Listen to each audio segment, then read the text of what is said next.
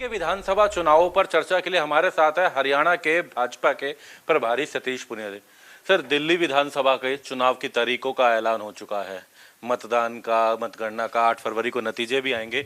सबसे पहले तो इस पर किस तरीके से देखते हैं, क्योंकि एक लंबा समय है जब आम आदमी पार्टी की सरकार थी और बीजेपी को तो एक लंबा अरसा दिल्ली से। देखिए, मैं पिछली जो घटनाएं थी उनको दोहराऊंगा नहीं, लेकिन मुझे लगता है इस चुनाव में जो मैं एक विश्लेषक के तौर पर, एक आम आदमी के तौर पर जो महसूस करता हूं, इस बार केजरीवाल का, उसकी पार्टी का झूठ को जनता बेनकाब करेगी और भारतीय जनता पार्टी को बहुमत की सरकार देगी। और उसके जायज से कारण है कि पिछले अरसे से, इतने सालों तक दिल्ली में केवल वातावरण का प्रदूषण नहीं है, राजनीतिक प्रदूषण भी देश में मुझे लगता है उसकी AQI भी हाईएस्ट है। तो राजनीतिक प्रदूषण खत्म हो, दिल्ली का प्रदूषण खत्म हो, दिल्ली में एक स्वच्छ और स्वस्थ सरकार आए, उसके लिए लाजमी है कि जनता ने इस बार तय किया है कि बीजेपी को मैंडेट देंगे, बहुमत देंगे। हम लोग इस बात का पूरा भरोसा भी देते हैं कि दिल्ली को बदहाल किया है, दिल्ली को एक बार फिर से देश के एक अच्छे दिल की तरह स्थापित करेंगे। हम हरियाणा के जब चुनाव हाल ही में हुए थे विधानसभा के, और एक बड़ी अहम जिम्मेदारी आपके पास थी और तीसरी बार सरकार भी बनी, लेकिन अब जब दिल्ली की बात करते हैं तो दिल्ली के 3 तरफ हरियाणा आता है। किस तरीके से वो भूमिका हरियाणा भाजपा नेताओं की भी रहेगी? आप खुद क्योंकि राजस्थान से भी हैं और हरियाणा की जिम्मेदारी संभालते हैं, किस तरीके से ये भूमिका रहने वाली है और हम हरियाणा को खासकर बात करें? देखिए, हम लोगों का एक धर्म होता है, हरियाणा में भी पड़ोसी राज्यों ने के कार्यकर्ताओं ने, नेताओं ने खूब अच्छा परिश्रम किया और हमें जीत हासिल हुई।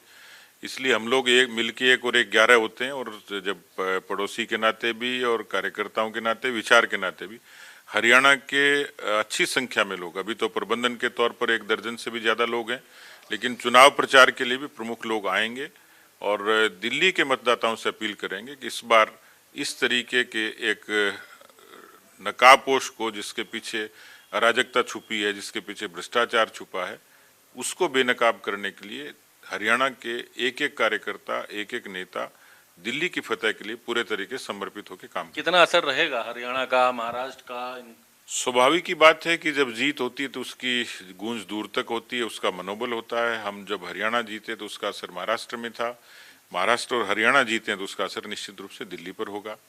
तो स्वाभाविक ही है कि जब जीतते हैं तो कार्यकर्ताओं को ताकत मिलती है, विचार के लोगों को ताकत मिलती है। इतना ही कह सकता हूं कि दिल्ली इस बार हम लोग फतह करेंगे। एक अंतिम प्रश्न, हरियाणा के जब चुनाव नतीजे आए, महाराष्ट्र के चुनाव नतीजे आए, तो बड़ा एक ठीकरा ईवीएम पर भी फोड़ा गया था।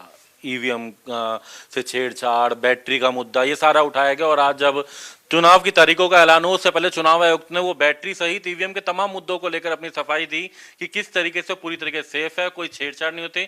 तो लगता है इस विधानसभा चुनाव में वो मुद्दा अब आएगा, किस तरीके का अंजार, या कुछ दूरी रहेगी ईवीएम के मुद्दे की? नेहरू जी कहते थे कि बैलगाड़ी से और देश की तरक्की के रास्ते नहीं खुलते हैं।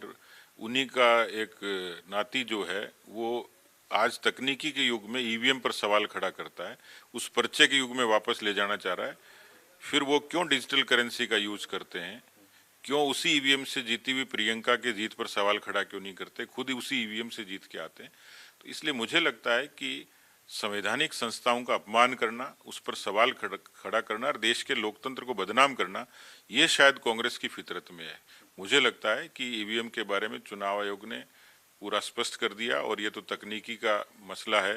पूरे देश और दुनिया में तकनीकी जिस तरीके से विकसित हुई है, किसी तरीके की हैकिंग की कहीं कोई गुंजाइश नहीं है, वो एक अच्छे तरीके से प्रूव किया जा सका है। तो मुझे लगता है कि ये इस तरीके की गॉसिप भी है और एक न्यूसेंस है इस तरीके के बयानों से, कि देश के एक तरक्की के, देश के एक उस तरीके के मॉडल को, उस पर सवाल खड़ा करने की उनकी, मुझे लगता है कि एक गलत मानसिकता जनता के सामने उन्होंने पेश की है। एक कांग्रेस का मुद्दा जरूर रह ही गया था जब आपने बात करी, तो कांग्रेस की भूमिका किस लिए देखते हैं? क्या ये चुनाव आम आदमी पार्टी, दिल्ली में बीजेपी, या कांग्रेस को भी कहाँ देखते हैं, क्या कहेंगे? देखिए, कभी उनकी सरकार होती थी केंद्र में भी और दिल्ली में भी, उनको ये चुनाव सीरियसली लड़ना चाहिए।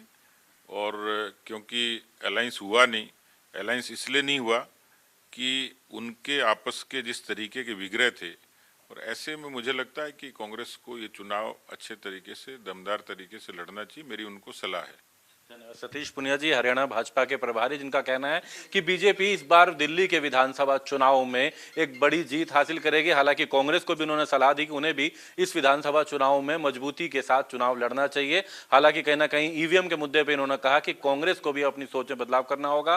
कांग्रेस अभी भी कहीं ना कहीं ईवीएम के मुद्दे को लेकर चल रही है, तो ऐसे में उसमें कहीं ना कहीं सुधार और आगे बढ़ने की बात करनी होगी। दिल्ली से सहयोगी इंदर के साथ दीपक शर्मा, इंडिया न्यूज। अगली खबर का रुख करते हैं। दिल्ली चुनावों पर हरियाणा के नेताओं ने भी बयान दिया है। दिल्ली की जनता